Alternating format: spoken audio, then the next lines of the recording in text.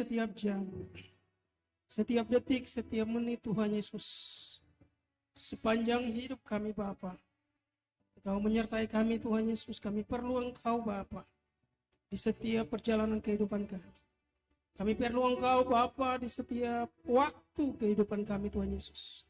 Bukan hanya ketika kami di gereja Tuhan, tetapi ketika kami di luar gereja. Bukan hanya ketika kami ibadah Bapa, ketika kami di luar ibadah, kami perlu Engkau Bapa. Kami bersyukur Bapa untuk hari ini Tuhan Yesus. Dengan hari pencurahan Roh Kudus-Mu Bapa.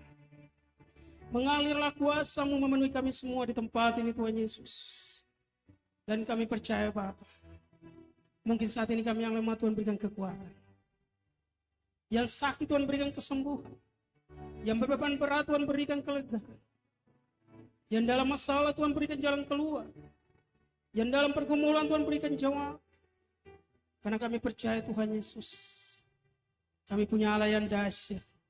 Kami punya Allah yang luar biasa, yang selalu menjawab apa yang kami doakan. Terima kasih Bapa yang baik, terima kasih Tuhan. Kami telah menyembah Engkau dalam roh dan kebenaran Bapa. Biarlah setiap pujian penyembahan kami menjadi persembahan kami yang hidup.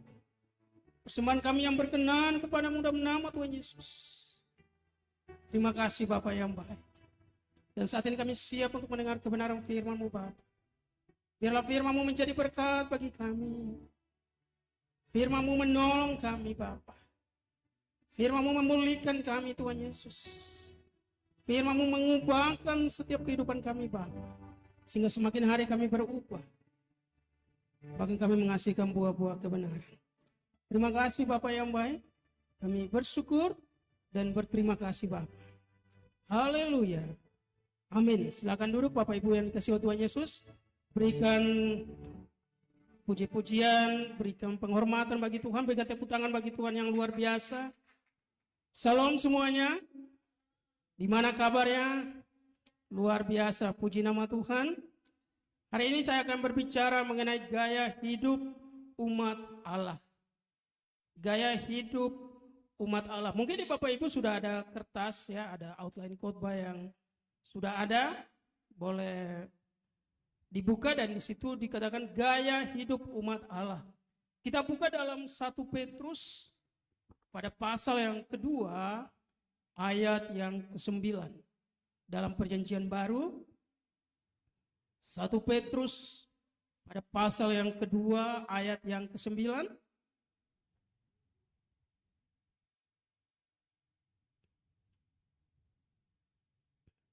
Ya, 1 Petrus pada pasal yang kedua ayat yang ke-9. Saya akan bacakan bagi kita, demikianlah firman Tuhan. Dikatakan, ayo bersama kita baca dengan suara yang keras. Tetapi kamulah bangsa yang terpilih, umat yang rajani, bangsa yang kudus, umat kepunyaan Allah sendiri, supaya kamu memberitakan perbuatan-perbuatan yang besar dari Dia, yang telah memanggil kamu keluar dari kegelapan kepada terangnya yang ajaib. Amin. Jadi Bapak Ibu Saudara yang dikasihi oleh Tuhan Yesus, surat Petrus itu dituliskan kepada orang-orang, surat yang pertama ya, dituliskan kepada 5 daerah ya, atau 5 provinsi di Asia Kecil. Kenapa dituliskan kepada mereka? Surat ini merupakan surat penghiburan, surat untuk menguatkan jemaat yang ada di 5 provinsi ini. Kalau Bapak Ibu buka 1 Petrus yang pertama, ayat yang pertama kan dikatakan dari Rasul Petrus, Rasul Yesus Kristus, dari Petrus, Rasul Yesus Kristus kepada orang-orang pendatang yang tersebar di Pontus, Galatia, Kapadokia, Asia Kecil, dan Bitinia. Jadi daerah-daerah, kelima daerah ini, Petrus menuliskan surat kepada mereka. Kenapa mereka harus dituliskan surat Bapak Ibu Saudaraku? Karena pada saat itu jemaat mengalami aniaya. Jemaat mengalami aniaya yang begitu luar biasa, sehingga mereka harus dikuatkan. Kalau nggak dikuatkan Bapak Ibu Saudara, mereka bisa mundur. Kalau jemaat nggak dikuatkan, mereka bisa menyerah. Kenapa? Karena pada saat itu jemaat mengalami aniaya. Yang jadi persoalan nyawa mereka jadi taruhannya Bapak Ibu Saudaraku. Apakah kita di tempat ini pernah karena pengiringan kita akan Tuhan, pernah karena kita mengikut Tuhan, nyawa kita sampai terancam Bapak Ibu Saudara yang dikasihi oleh Tuhan Yesus. Jemaat yang ada di kota yang tersebar di 5 provinsi ini diberikan surat oleh Petrus, surat yang menguatkan mereka bahwa walaupun mereka mengalami aniaya, tetapi mereka adalah orang-orang yang terpilih di hadapan Tuhan. Bapak Ibu Saudara yang dikasihi oleh Tuhan Yesus, ternyata orang-orang yang dipilih oleh Tuhan, orang-orang yang diselamatkan oleh Tuhan, itu nggak selesai di situ, nggak kelar di situ Bapak Ibu Saudaraku, tapi ada tantangan, ada proses yang dihadapi.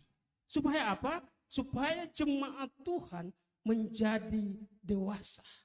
Makanya ketika jemaat Tuhan mengalami tantangan, jemaat Tuhan mengalami masalah, jemaat Tuhan mengalami hal-hal yang membuat dia berjuang, Bapak Ibu Saudaraku, di situ kita harus melihat bahwa saat itu dia sedang diproses oleh Tuhan untuk menjadi dewasa. Amin. Makanya kalau ketika kita menghadapi tantangan, nggak usah menyerah Bapak Ibu Saudaraku.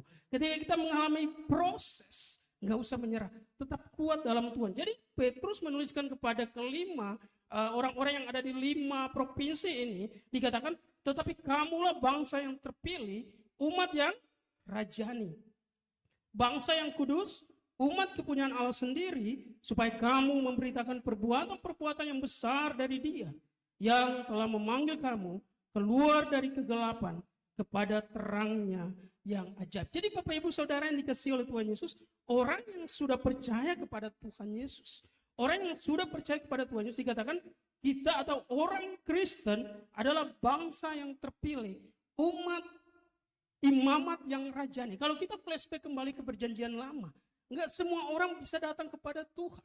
Hanya imam, Bapak Ibu Saudaraku, itu pun hanya apa? Imam besar. Jadi imam besar mewakili orang-orang Israel, ya. Makanya disebut imamat, imam. Imam besar mewakili orang Israel supaya sekali setahun itu datang untuk pengampunan dosa, untuk korban pengampunan dosa, Bapak Ibu Saudara. Ada perwakilan, itu diwakili. Tetapi bagi orang percaya, karena kita punya Tuhan adalah imam yang agung, amin. Kita punya Tuhan adalah imam agung yang luar biasa, sehingga dengan kedatangan Yesus Kristus, orang percaya Bapak Ibu Saudara tidak lagi memerlukan imam besar seperti di konteks bangsa Israel. Tetapi orang percaya bisa langsung datang kepada Tuhan. Orang percaya bisa langsung connect ke Tuhan. Orang percaya bisa langsung datang berdoa kepada Tuhan. Orang percaya bisa datang untuk berdoa. Apapun yang menjadi pergumulannya, dia langsung datang kepada Tuhan. Makanya kita disebut sebagai bangsa yang terpilih, imamat yang rajani, bangsa yang kudus, umat kepunyaan Allah sendiri. Supaya kamu memberitakan perbuatan-perbuatan yang besar dari Dia yang telah memanggil kamu keluar dari kegelapan kepada terangnya yang ajaib. Bapak Ibu Saudara yang dikasihi oleh Tuhan Yesus, ternyata umat Tuhan ketika mereka ada dalam aniaya, jemaat yang ada di kelima provinsi ini, Pontus, Kapadokia, Bitinia, mereka ada dalam aniaya. Tetapi Tuhan memberitakan satu visi kepada mereka, supaya mereka tetap memberitakan perbuatan yang ajaib. Jadi orang percaya walaupun mengalami tantangan dalam hidupnya, sebagai kita umat Allah yang punya hidup, gaya hidup umat Allah, tetap merangkul sesama kita. Yang mungkin saat ini merangkul saudara kita. Yang saat ini mengalami titik terendah dalam hidupnya Bapak Ibu Saudaraku. Untuk kita memberikan semangat, untuk kita memberikan kekuatan kepada dia. Kenapa? Karena untuk itulah kita dipanggil. Jadi gaya hidup umat Allah itu menjangkau orang lain. Memberitakan perbuatan-perbuatan Tuhan kepada orang lain Bapak Ibu Saudara. Walaupun kita sendiri dalam masa pergumulan. Walaupun kita sendiri nggak baik-baik saja Bapak Ibu Saudara yang dikasihi oleh Tuhan Yesus, tetapi kita dipanggil oleh Tuhan untuk menjadi saksi. Hari ini kita akan belajar dikatakan gaya hidup umat Allah. Ya, dikatakan di sini Bapak Ibu boleh bisa menuliskan di kertas putih yang sudah dibagikan. Jadi saya kasih clue-nya ya. Setiap ada tulisan yang berwarna merah ya. yang ada underline-nya itu dicatat. Dicatat di outline khotbah yang sudah dibagikan kepada Bapak Ibu. Dikatakan gaya hidup, ayo bersama kita baca, gaya hidup umat Allah adalah kingdom lifestyle. Kingdom lifestyle adalah cara hidup dengan menerapkan prinsip-prinsip kerajaan Allah pada setiap aspek kehidupan dan menolak prinsip-prinsip atau cara hidup yang dilakukan oleh orang-orang dunia atau prinsip-prinsip dunia. Bapak Ibu Saudara yang dikasihi oleh Tuhan Yesus, kemarin kita masuk belajar bahwa salah satu ciri anak Allah, salah satu ciri kingdom lifestyle atau anak kerajaan, atau salah satu ciri bangsa yang punya lifestyle kerajaan Allah, Bapak Ibu Saudara, adalah apa? Ketaatan. Kemarin sudah dikhotbahkan dari bulan April, Bapak Ibu Saudaraku, dan sudah sampai di bulan Mei. Saya ambil contoh, Bapak Ibu Saudara, berbicara mengenai ketaatan. Mungkin semua orang nggak taat, tapi justru disitulah, Bapak Ibu Saudara yang dikasihi oleh Tuhan Yesus, kita taat. Amin. Justru semua orang hidup dalam nilai-nilai duniawi. Tetapi justru disitulah, Bapak Ibu Saudara yang dikasihi oleh Tuhan Yesus, kita hidup sesuai dengan kingdom lifestyle. Ada ketaatan. Sebagai contoh, minggu lalu Bapak Ibu Saudara yang dikasihi oleh Tuhan Yesus, saya ke seberang. Di seberang jalan kan ada Indomaret. Waktu itu saya beli air minum. Nah, kalau kita mau menyeberang di jalan Supomo yang di depan ini, kita kalau mau nyeberang kan pencet lampu merah. Ada pencet untuk penyeberangan yang pejalan kaki, amin. Mungkin Bapak Ibu pernah coba. Saya pencet, ya saya tunggu 30 detik, kemudian muncul lampu hijau untuk pejalan kaki. Bapak Ibu Saudara, ketika saya mau melangkah maju, mobil-mobil pada kencang semua, Bapak Ibu Saudara. Padahal kalau mereka bisa lihat, itu kan lampu merah. Harus apa? Stop. Harus berhenti. Semoga di situ nggak ada anak Tuhan, Bapak Ibu Saudaraku. Jadi ketika saya maju selangkah lagi, karena mereka kencang, saya mulai tahan pakai gaya, tahan pakai tangan, Bapak Ibu Saudara dikasih oleh Tuhan Yesus. Saya tahan, saya tunjuk itu sedang lampu hijau untuk pejalan kaki. Nah, setelah saya di jalur yang satu, saya nyebrang jalur yang satu lagi. Walaupun lampu hijau untuk pejalan kaki, tapi orang-orang Bapak Ibu Saudara dikasih oleh Tuhan Yesus, mereka nggak mau taat aturan. Mereka tetap begitu kencangnya membawa kendaraan mereka. Dari situ apa yang bisa saya pelajari? Saya belajar. Makanya tadi ketika datang, saya sampai di lampu merah pejalan kaki, waktu itu muncul merah, Bapak Ibu Saudara. Saya berhenti. Yang lain kencang, saya berhenti. Yang paling belakang saya klakson, Bapak Ibu Saudaraku. Tapi nggak apa-apa. Kalau kita punya gaya hidup, kingdom lifestyle, di saat semua orang nggak taat aturan, tapi justru disitulah kita berbeda. Amin. Di saat semua orang mereka tergiur untuk melakukan hidup dalam nilai-nilai duniawi, justru disitulah kita belajar, Bapak Ibu Saudara dikasih oleh Tuhan Yesus, untuk hidup dalam nilai-nilai kekristenan. Kita hidup dalam nilai-nilai kebenaran. Makanya kemarin kita pelajari bahwa ternyata buah roh itu bukan 9, 1. Tapi rasanya 9. 1 tapi impactnya 9. Supaya apa? Supaya kita nggak milih. Saya kan cuma pilih 3, Pak. Saya pilih 2, pilih 4, pilih 3, pilih 5. Nggak ada pilihan, Bapak Ibu Saudaraku. Buah roh berbicara 1 buah roh.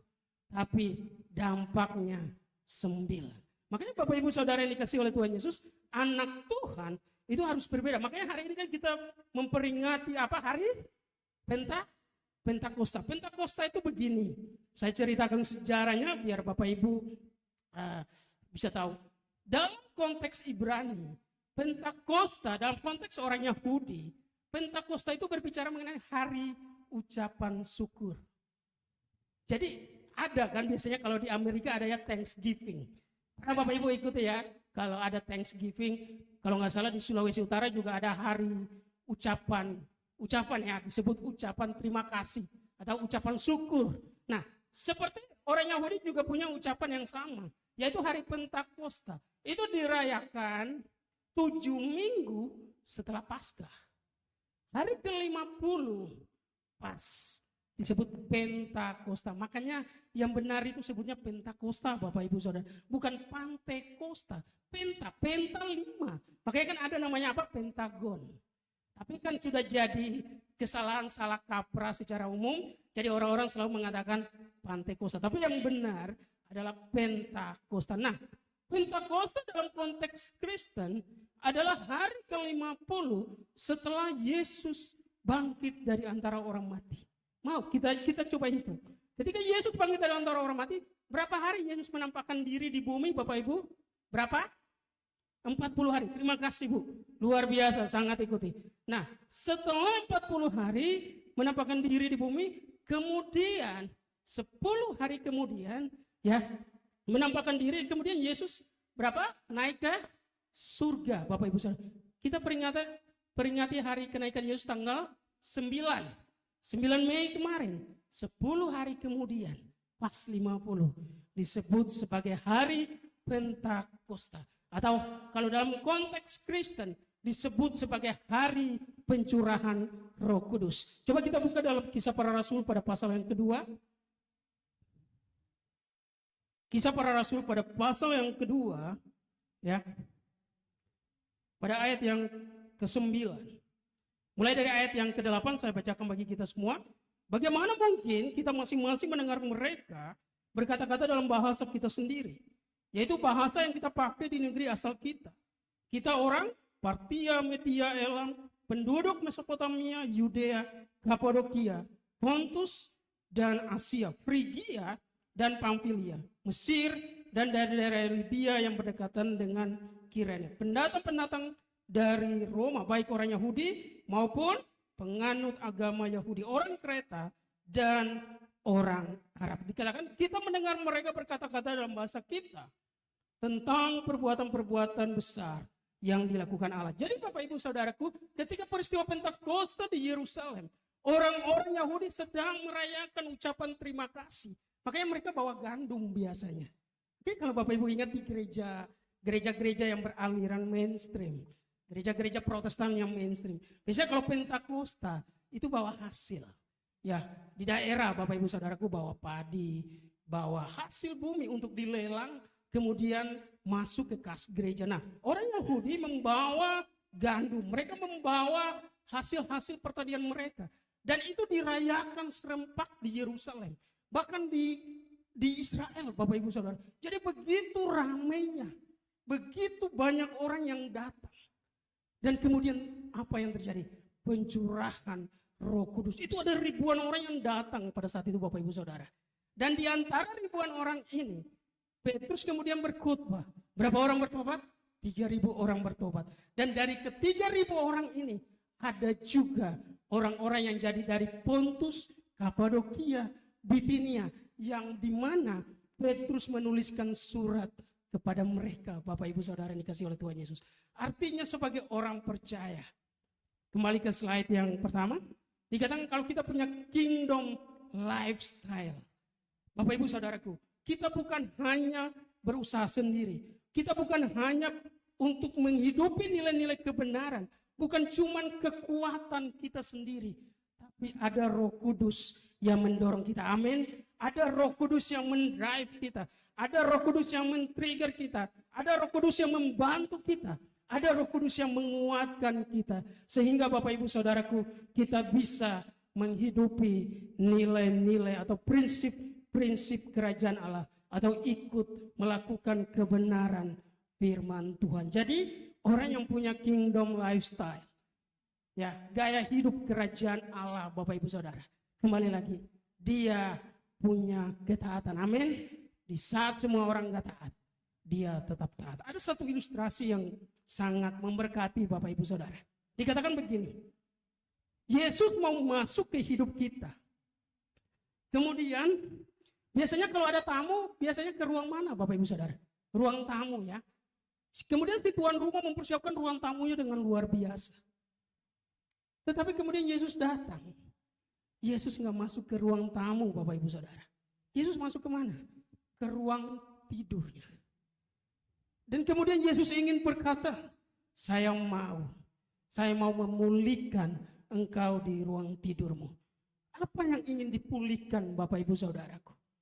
Mungkin Bapak Ibu Saudara yang dikasihi oleh Tuhan Yesus, kita ingin menyambut tamu. Kita mau memberikan yang terbaik. Kita mempersiapkan ruang tamu kita dengan yang terbaik. Dengan yang luar biasa. Dengan yang paling mewah. Dengan hal-hal yang luar biasa. Tetapi Yesus mau masuk ke ruang tidur kita, kamar tidur kita. Untuk apa? Untuk memulihkan kehidupan kita yang paling privasi, Bapak Ibu Saudara. Ada hal-hal yang paling privasi yang mungkin kita lakukan di kamar tidur kita, yang dimana adalah nilai-nilai duniawi, Bapak Ibu Saudara. Yang dimana adalah prinsip-prinsip duniawi. Makanya ketika Yesus datang, Yesus mau masuk ke tempat tidur kita, Yesus mau masuk ke ruang tidur kita, ya, Yesus mau masuk ke kamar tidur kita untuk membuat kita berbalik dari prinsip-prinsip duniawi atau nilai-nilai duniawi atau hal-hal yang duniawi yang kita lakukan di ruang kecil dan tertutup itu, supaya kita dipulihkan dan kita melakukan prinsip kebenaran dimulai dari ruang yang paling kecil, Bapak Ibu Saudaraku. Supaya apa? Supaya nggak ada yang tertutup di hadapan Tuhan. Tuhan ingin memulihkan kita, Bapak Ibu Saudaraku. Tuhan tahu apa yang kita lakukan. Makanya dengan peristiwa Roh Kudus ini, dengan peristiwa Pentakosta ini, Bapak Ibu Saudara, mari Tuhan mengingatkan kita kembali, supaya kita menerapkan kembali nilai-nilai kebenaran. Lakukan hal-hal yang benar. Ikuti apa kata kebenaran firman Tuhan. Dimulai dari hal-hal pribadi kita. Dimulai dari kamar kecil kita, Bapak Ibu Saudaraku. Bukan dimulai dari hal yang besar, tapi dimulai dari hal yang kecil. Dimulai dari kehidupan privasi kita. Kenapa? Karena Tuhan ingin mengubah kita, Bapak Ibu Saudaraku.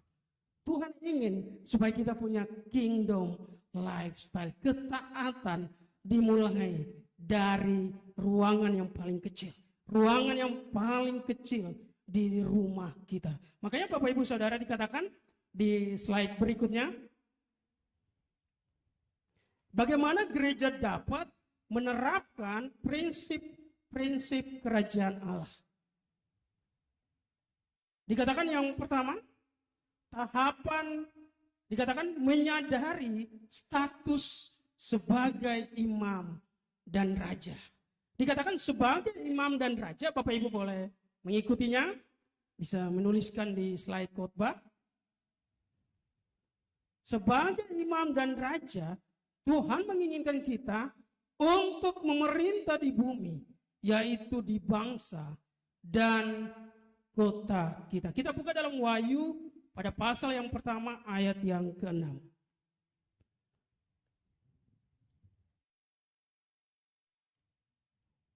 Kitab Wahyu pada pasal yang pertama ayat yang ke-6 dikatakan, dan yang telah membuat kita menjadi suatu kerajaan. Ayo sama-sama kita katakan, menjadi imam-imam bagi Allah Bapanya. Bagi Dialah kemuliaan dan kuasa sampai selama-lamanya. Bapak Ibu Saudara yang dikasihi oleh Tuhan Yesus, kembali ke slide yang tadi kita ikuti bersama. Dikatakan bahwa Tuhan ingin supaya kita menyadari status kita sebagai imam dan juga sebagai raja. Dikatakan kalau kita orang percaya, kita nggak perlu lagi imam besar seperti orang Israel atau seperti Imam Harun yang datang mewakili orang Israel untuk datang ke Tuhan. Tetapi karena status kita sebagai imam tadi, ya 1 Petrus pada pasal yang kedua ayat yang ke-9, tetapi kamulah bangsa yang terpilih, imamat yang rajani tadi. Status kita sebagai imam membuat kita langsung datang kepada Allah. Dikatakan, makanya kita harus menyadari status ini, Bapak Ibu Saudara yang dikasihi oleh Tuhan Yesus. Makanya umat Tuhan dimanapun berada, orang Kristen, kalau langsung ke gereja, mereka kalau ibadah hari Minggu, mereka langsung ke gereja. Adakah orang percaya yang mewakili kehadirannya ke gereja, Bapak Ibu Saudara? Pak, hari ini saya nggak mau ke gereja dulu. Saya diwakili istri saya dulu ya Pak ya. Pak, hari ini saya nggak mau ke gereja dulu. Saya diwakili suami saya ya Pak. Hari ini saya nggak mau ke gereja dulu. Saya mau diwakili anak saya. Nggak ada Bapak Ibu Saudara yang dikasih oleh Tuhan Yesus. Kenapa? Karena kita menyadari status kita sebagai imam. Kita datang langsung kepada Tuhan. Kita langsung datang beribadah kepada Tuhan. Pribadi, berpribadi Bapak Ibu Saudara. Makanya kedatangan kita untuk kita beribadah kepada Tuhan, itu nggak bisa diwakili. Kan ada lagi yang lebih rohani begini. Pak, saya nggak mau datang ke ibadah ya. Tapi saya titip persembahan. Ada yang begitu Bapak Ibu Saudara. Kelihatannya keren Bapak Ibu Saudara. Tapi sebenarnya itu kurang dewasa. Untuk kita datang kepada Tuhan. Kita datang beribadah kepada Tuhan. Di mana kita punya gaya hidup umat Allah. Yang mau datang kepada Tuhan. Itu nggak bisa diwakili. Tetapi dia langsung datang kepada Tuhan secara langsung. Supaya dia punya hubungan. Dia punya connect dengan Tuhan Bapak Ibu Saudara. Supaya dia mengalami pemulihan pribadi dengan Tuhan. Karena pemulihan pribadi itu nggak bisa diwakili Bapak Ibu Saudara yang dikasih oleh Tuhan Yesus. Orang yang mau dipulihkan itu harus langsung datang kepada Tuhan. Amin. Orang yang mau berubah harus langsung datang kepada Tuhan. Dia nggak bisa diwakili. Nah, dikatakan sebagai imam dan raja, Tuhan menginginkan kita untuk memerintah di bumi, yakni di bangsa dan di kota kita. Coba di slide berikutnya dikatakan sebagai raja kita harus memiliki wilayah atau area kekuasaan. Ada 3 tingkatan untuk menjadi raja. Maksud menjadi raja begini Bapak Ibu Saudara yang dikasih oleh Tuhan Yesus. Tadi imam, kita langsung datang kepada Tuhan tanpa diwakili. Raja berbicara mengenai kedewasaan rohani. Di mana kita punya impact, di mana kita punya pengaruh Bapak Ibu Saudara yang dikasih oleh Tuhan Yesus. Melalui pengaruh kita, melalui impact kita Bapak Ibu Saudaraku, orang bisa melakukan kebenaran firman Tuhan. Melalui teladan kita, orang bisa mau datang kepada Tuhan. Itu dikatakan sebagai konteks raja. Makanya orang kalau sudah sampai pada pertumbuhan iman dalam hal ini dikatakan raja, itu adalah pertumbuhan iman yang dewasa. Itu adalah pertumbuhan iman yang paling tinggi Bapak Ibu Saudara. Karena dia punya pengaruh. Amin. Saya percaya kita mau datang beribadah setiap minggu. Kita mau datang mengikuti komsel. Kita mau doa Bapak Ibu Saudaraku. Kita nggak sekedar hanya menjadi bayi rohani. Amin. Tapi kita mau menjadi dewasa rohani. Dewasa rohani dalam konteks di sini disebut sebagai raja. Yang dimana dia punya pengaruh. Di tempat di mana Tuhan tempatkan. Atau dikatakan di wilayah. Atau di bidang di mana Tuhan menempatkan dia. Dikatakan berikutnya ada 3 tingkatan untuk menjadi raja. Jadi raja di sini adalah memiliki pengaruh Bapak Ibu Saudara. Dia sudah punya sampai di pertumbuhan iman yang dewasa. Dan dia punya impact atau dia punya pengaruh. Melalui kehidupannya, orang mau datang kepada Tuhan. Orang melihat keteladanannya. Kemudian mereka mau datang kepada Tuhan. Dikatakan yang pertama ada 3 tahapan menjadi raja. Yang pertama, anak. Sebagai anak, kita harus melewati beberapa waktu lamanya untuk mengalami pertumbuhan. Dikatakan sebelum nantinya berposisi sebagai raja. Kita buka dalam Yohanes pada pasal yang pertama ayat yang ke-12. Kita buka bersama Bapak Ibu Saudaraku. Yohanes pada pasal yang pertama ayat yang ke-12.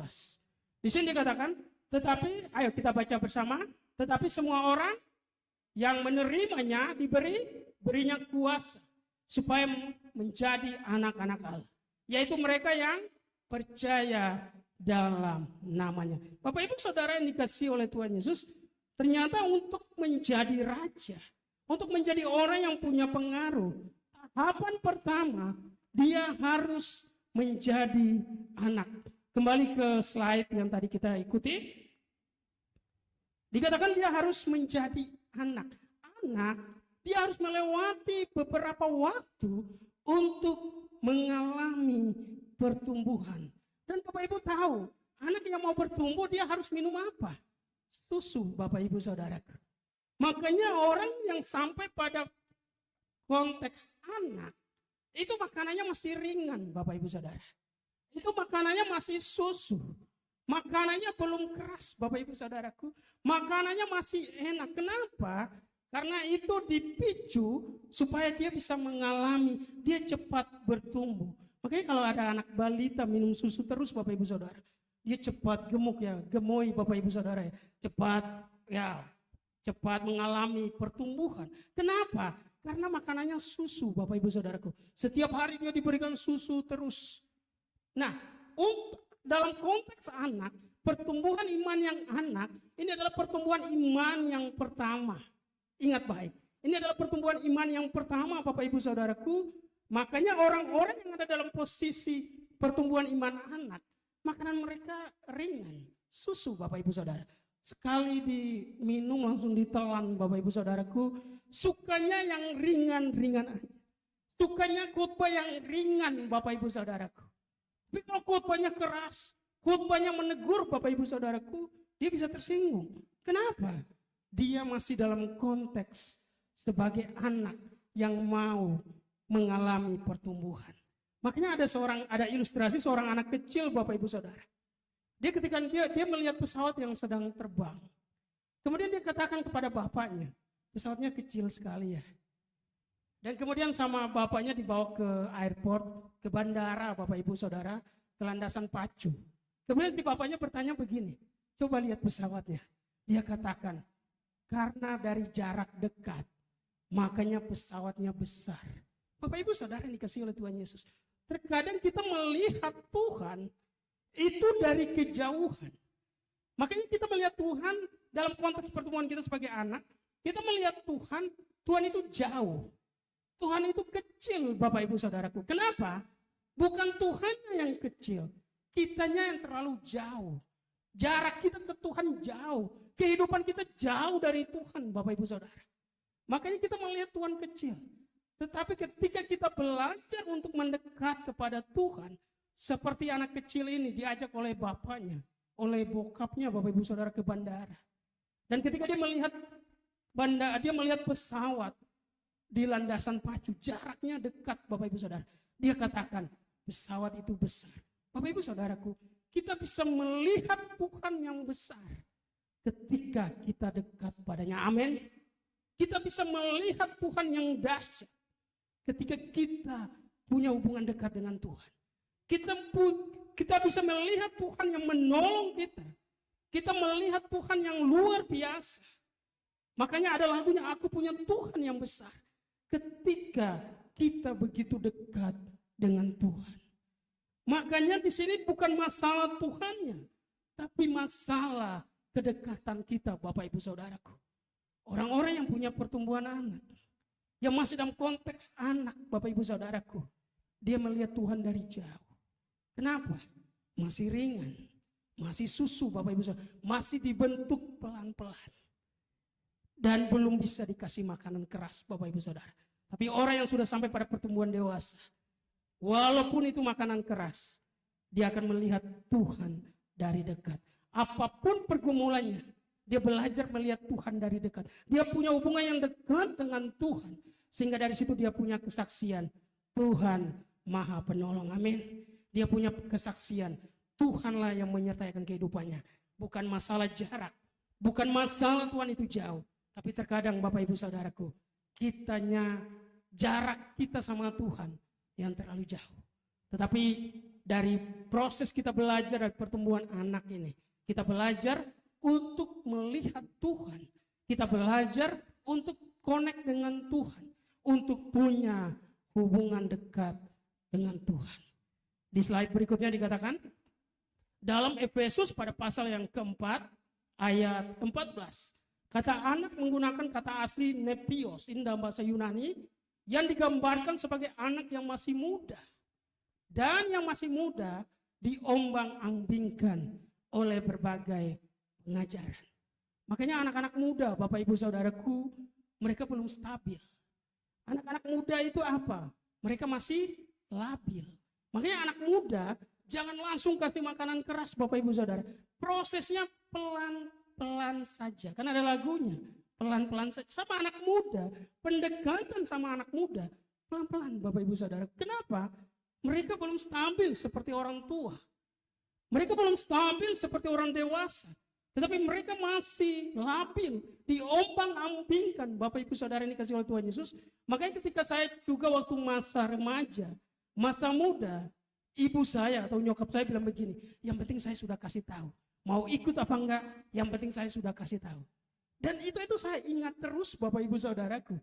Ketika saya mau melangkah, itu saya ingat berbagai ajaran dari ibu saya. Dia setia untuk melakukannya, dia setia untuk memberikan ajaran. Supaya kita nggak diombang-ambingkan oleh pergaulan yang kurang baik. Bapak Ibu Saudara dikasih oleh Tuhan Yesus, di slide berikutnya dikatakan, sebagai anak harus minum susu yang murni supaya mengalami pertumbuhan. Oleh sebab itu, semua anak Tuhan harus makan firman Tuhan sehingga bisa bertumbuh menjadi dewasa. Proses kita dimulai dari anak, itu betul Bapak Ibu Saudara. Proses kita dimulai dari status kita anak, dimulai dari tahap anak.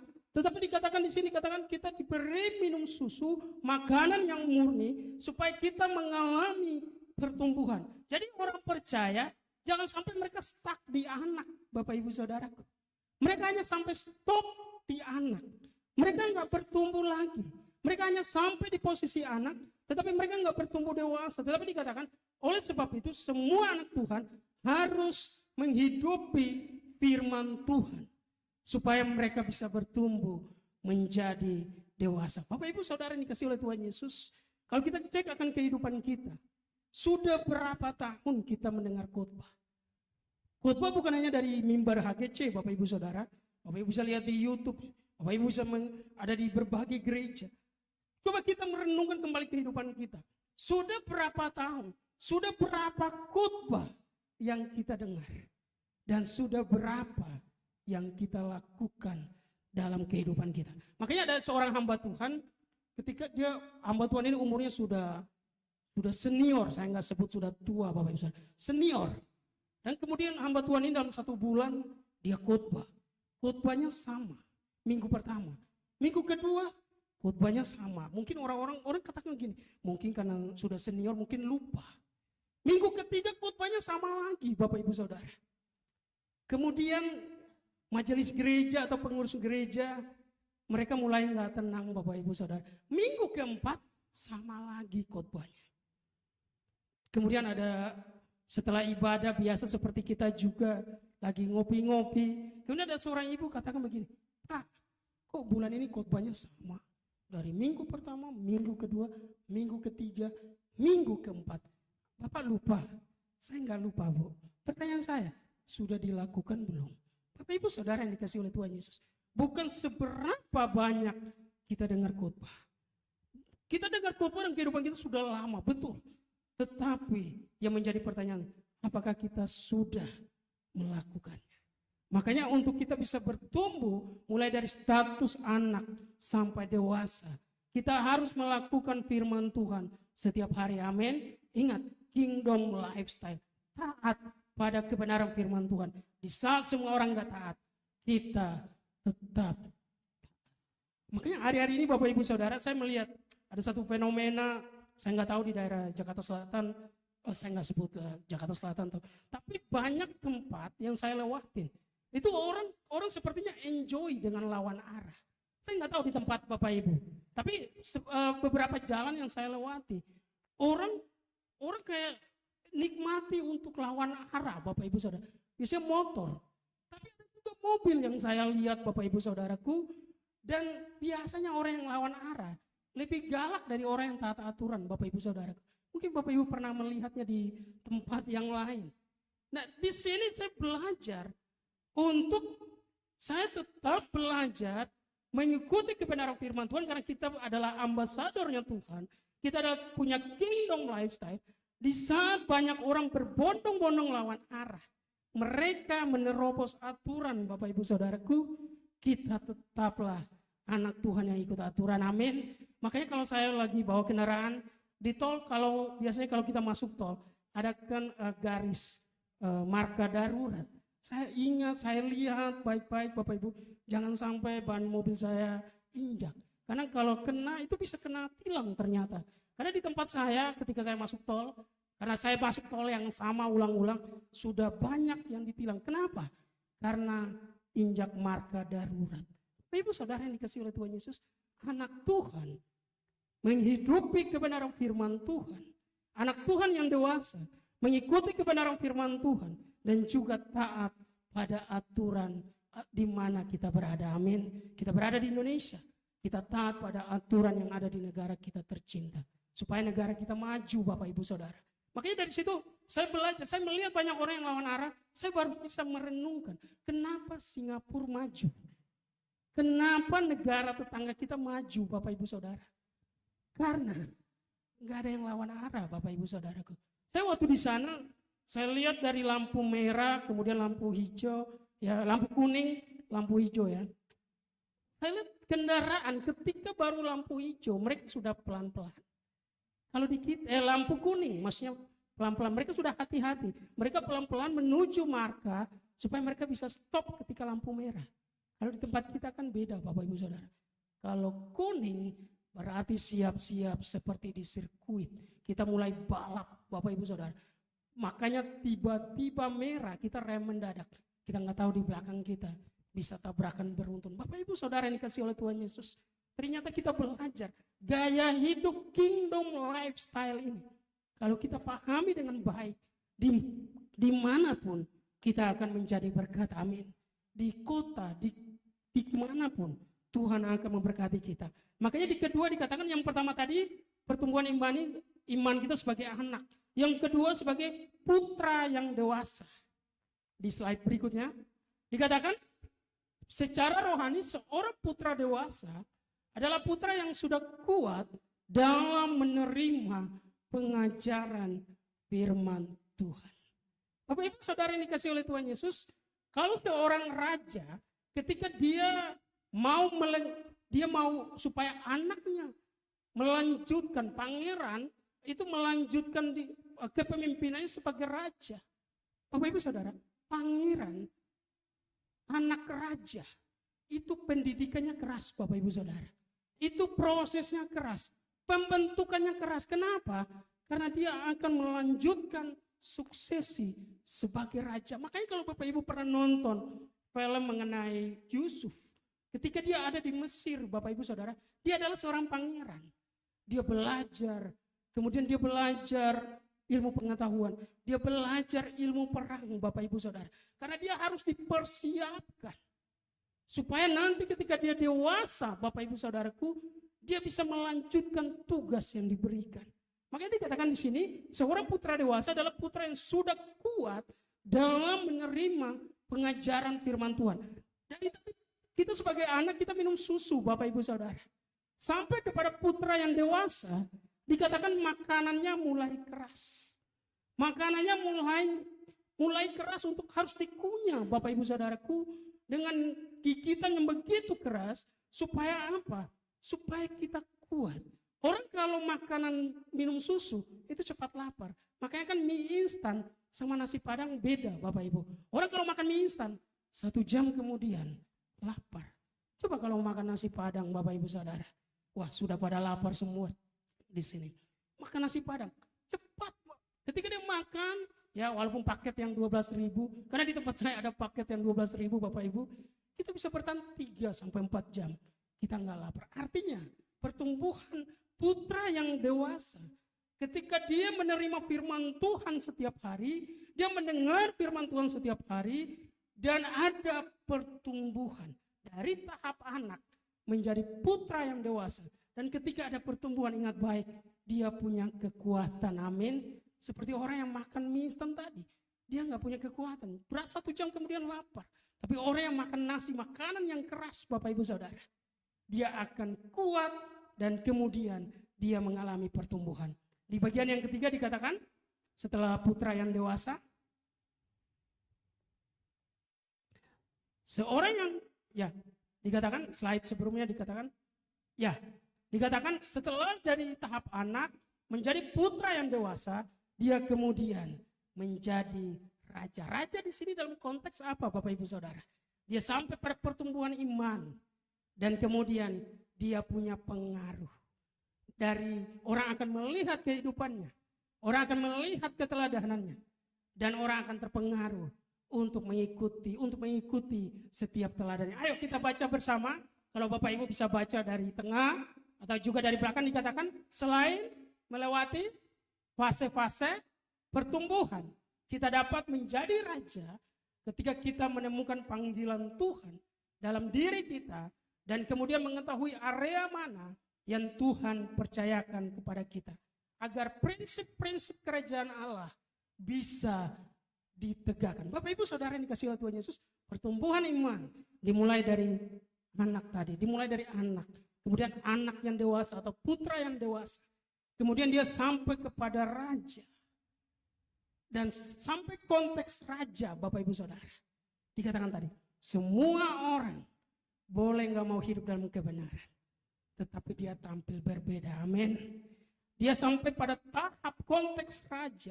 Semua orang boleh melanggar aturan. Semua orang boleh melanggar aturan. Semua orang boleh hidup dalam nilai-nilai duniawi.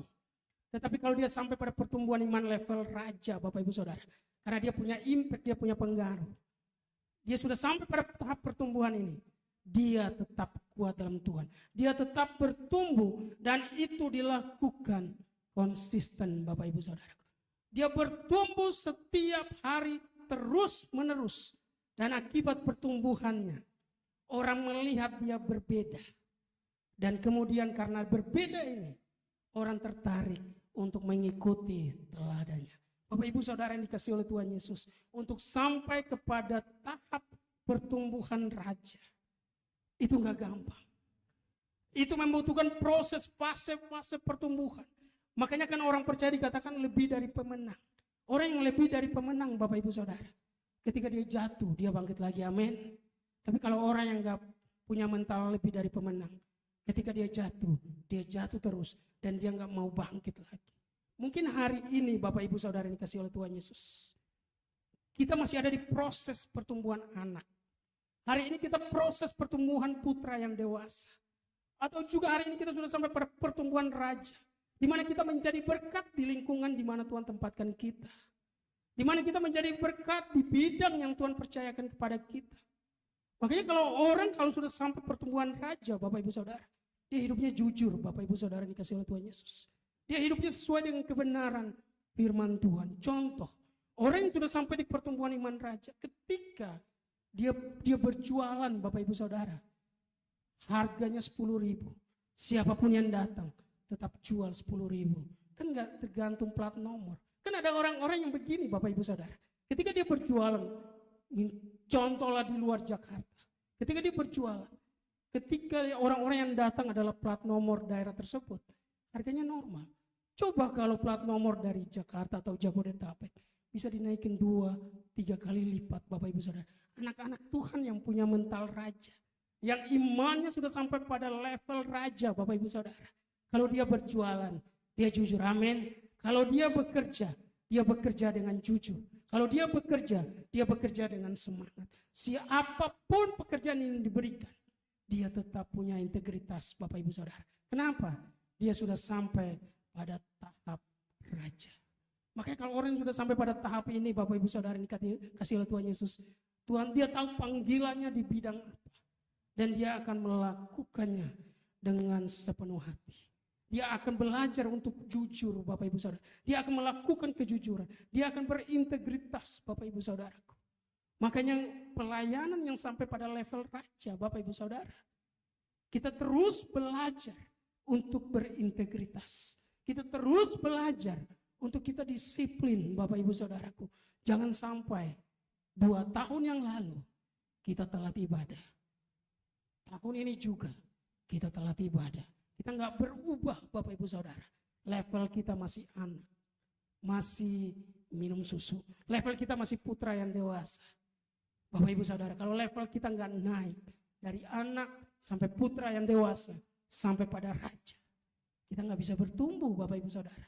Karena yang bisa bertumbuh dan yang punya teritorial atau wilayah, yang punya pengaruh hanya sampai pada tahap raja.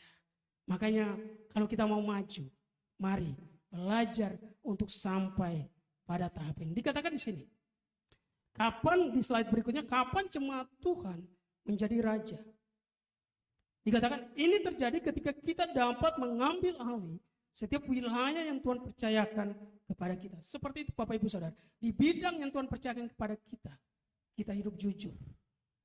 Di bidang atau pekerjaan, usaha bisnis kita belajar untuk melakukan sepenuh hati. Kita belajar untuk berintegritas. Kita belajar, kita mau memberikan yang terbaik di bidang yang Tuhan berikan bagi kita. Dikatakan di slide berikutnya, cara menjadi raja yang memiliki domain. Domain di sini artinya wilayah. Makanya Bapak Ibu Saudara, kingdom.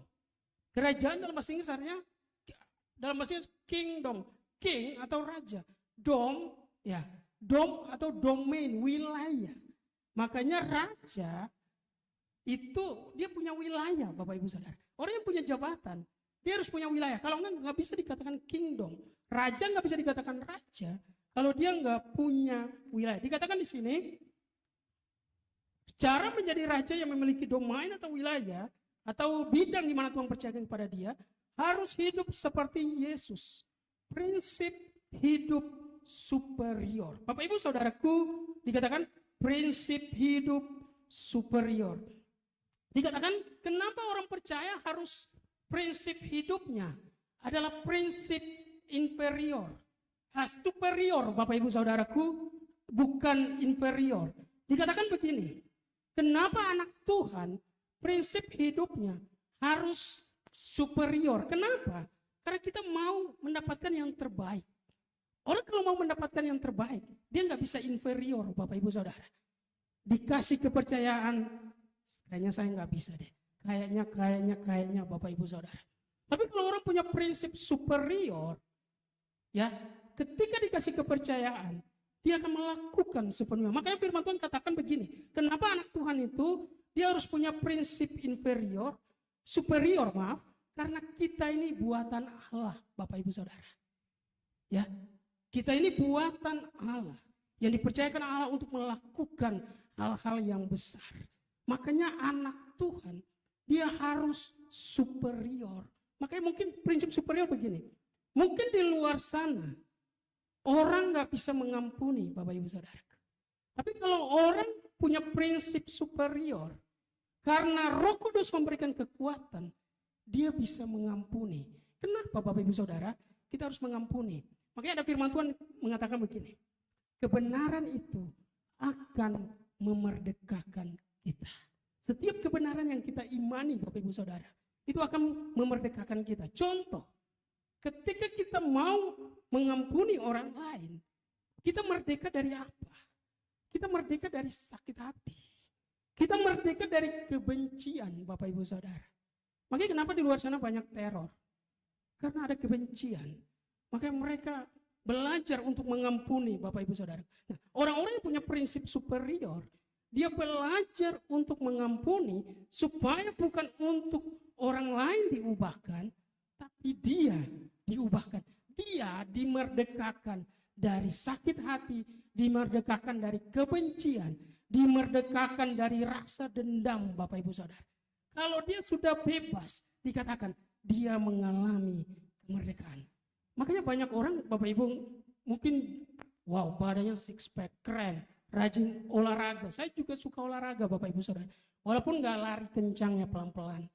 Nah, tapi kenapa tiba-tiba orang yang badannya bagus tapi dia sakit? Sekali sakit Bapak Ibu Saudara, itu sakitnya bisa tumor. Ya, sakitnya sakit yang berat. Kenapa? Persoalan sederhana, gak bisa mengampuni. Orang kalau nggak bisa mengampuni, impactnya ke kesehatannya Bapak Ibu Saudaraku. Impactnya ke hal-hal yang besar dalam kesehatannya. Makanya firman Tuhan katakan, hati yang gembira adalah obat. Orang kalau nggak bisa mengampuni, hatinya nggak bisa gembira Bapak Ibu Saudaraku. Tapi kalau orang bisa mengampuni, hatinya gembira. Dan dia akan hidup dalam ketenangan. Dia akan hidup, hatinya gembira. Dan dia akan bebas dari berbagai penyakit. Makanya Bapak Ibu Saudara yang dikasih oleh Tuhan Yesus, ketika bulan Desember tahun lalu, Bapak Ibu tahu kalau saya waktu itu pulang duluan ke Kupang. Karena ibu saya sakit, jadi saya ditelepon oleh adik saya. Adik saya kan kami berdua, Bapak Ibu, dia sudah nikah juga, punya anak kecil, jadi Saya ditelepon supaya nanti saya yang kontrol ibu saya ke rumah sakit. Dan hal yang menarik, mujizat terjadi Bapak Ibu. Sampai kontrol hari yang ketiga, dokter katakan ibu kamu sudah sembuh. Hanya butuh banyak makan supaya punya kekuatan. Kemudian keluarga kaget. Kenapa? Karena waktu itu sakitnya berat Bapak Ibu Saudaraku. Dan kemudian dokter ini bukan anak Tuhan. Tapi dia katakan begini, Bapak Kristen? Iya, saya pendeta dokter. Hati yang gembira adalah obat. Ketika ibu kamu melihat kamu pulang, dia senang. Dan kemudian karena hatinya gembira, dia pulih Bapak Ibu Saudaraku. Ibu saya sehat waktu itu. Makanya Bapak Ibu Saudara yang dikasihi oleh Tuhan Yesus, dari situ saya merenungkan. Berarti sudah lama juga saya nggak pulang kampung. Makanya yang punya kampung Bapak Ibu Saudara dan masih punya keluarga, sekali-sekali pulang kampung. Supaya keluarga kita juga senang melihat kita. Mereka gembira Bapak Ibu Saudara. Dan kemudian mereka sehat. Jadi Bapak Ibu Saudaraku, hati kita, kalau kita punya prinsip superior, dikatakan dalam kehidupan kita, kita akan mampu mengampuni. Bukan untuk kebaikan orang lain, tapi untuk kebaikan kita. Kita mampu mengampuni supaya kita dimerdekakan dari rasa sakit, dari rasa benci, dari rasa dendam Bapak Ibu Saudara. Ini adalah prinsip superior yang harus orang percaya lakukan dalam kehidupannya. Supaya apa? Supaya dia bisa menjadi pengaruh. Dia punya pengaruh Bapak Ibu Saudara. Dia menjadi raja. Raja tadi berbicara pengaruh, impact Bapak Ibu Saudaraku. Dikatakan di slide berikutnya. Dikatakan akibat menghidupi prinsip superior, mengalami pemberian yang terbaik. Menerima anugerah yang sempurna. Jadi orang-orang yang menerapkan prinsip superior, itu hidupnya Bapak Ibu Saudara, itu menjadi berkat bagi orang lain. Seperti ketika dia bisa mengampuni orang lain. Ya, dia bisa mengampuni, apalagi ketika kita diberikan Roh Kudus. Di momen Pentakosta ini Bapak Ibu Saudaraku, kita dikuatkan oleh Roh Kudus, kita diberi kekuatan oleh Roh Kudus, supaya Roh Kudus terlebih dahulu mengubah hidup kita. Makanya pencurahan Roh Kudus, tadi seperti saya katakan, itu dimulai dari perubahan privasi kita, amin. Dimulai dari perubahan diri kita. Makanya pencurahan Roh Kudus mencurahkan kuasanya bagi kita. Supaya tadinya kita yang gak bisa mengampuni, kita bisa mengampuni. Roh Kudus memberikan kekuatan kepada kita. Supaya tadinya kita gak punya semangat dalam pelayanan, kita punya semangat. Roh Kudus memberikan kekuatan kepada kita. Supaya tadinya kita adalah bukan orang yang taat aturan, kita menjadi orang yang taat aturan. Dan kemudian apa yang terjadi? Kita menerima pemberian yang terbaik dari setiap bidang yang Tuhan percayakan kepada kita.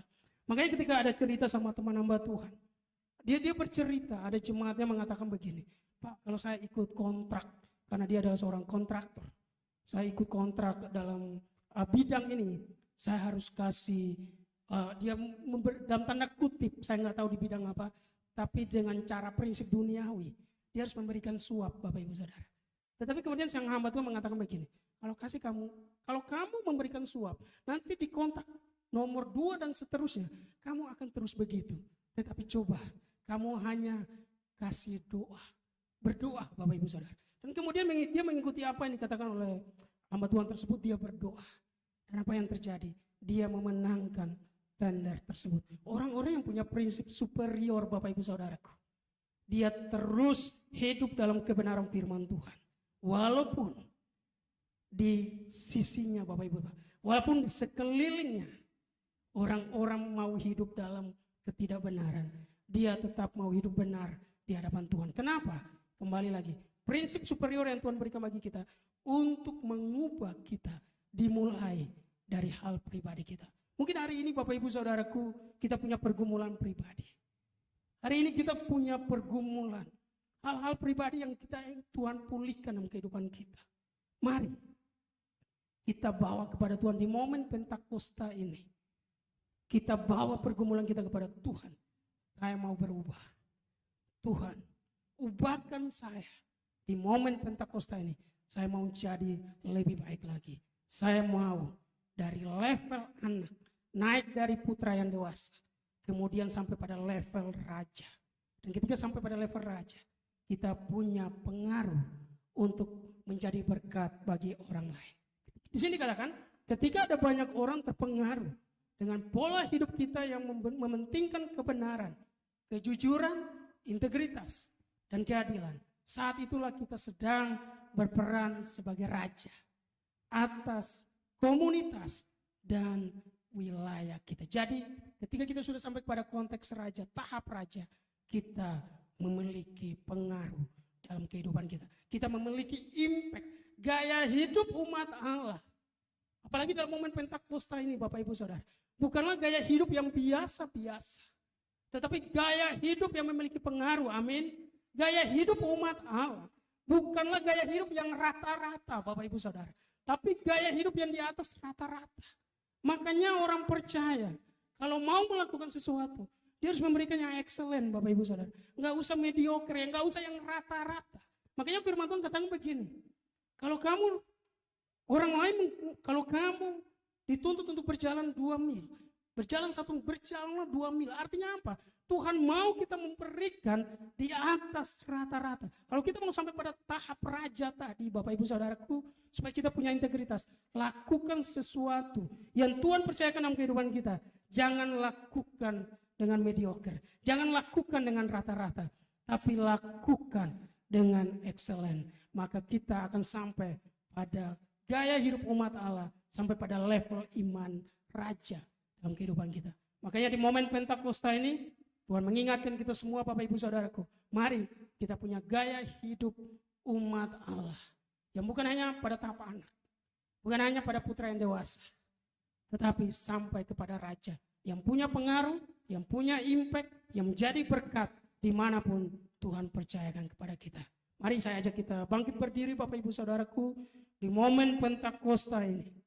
Mari bawa hidup kita kepada Tuhan. Saya undang pemusik, juga Bapak Ibu tim Praise and Worship untuk maju ke depan. Terima kasih Tuhan yang baik. Kami bersyukur Bapak di momen Pentakosta ini Tuhan Yesus. Sebagai umat Allah kami punya gaya hidup yang berubah. Gaya hidup yang memiliki pengaruh. Gaya hidup yang bukan biasa-biasa. Tetapi oleh pencurahan Roh Kudus-Mu Tuhan Yesus, kami memiliki gaya hidup yang luar biasa. Gaya hidup yang excellent.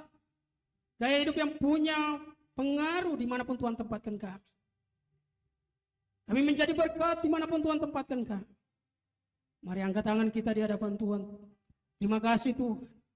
Di momen pencurahan Roh Kudus ini Bapak, kami merayakan hari pencurahan Roh Kudus.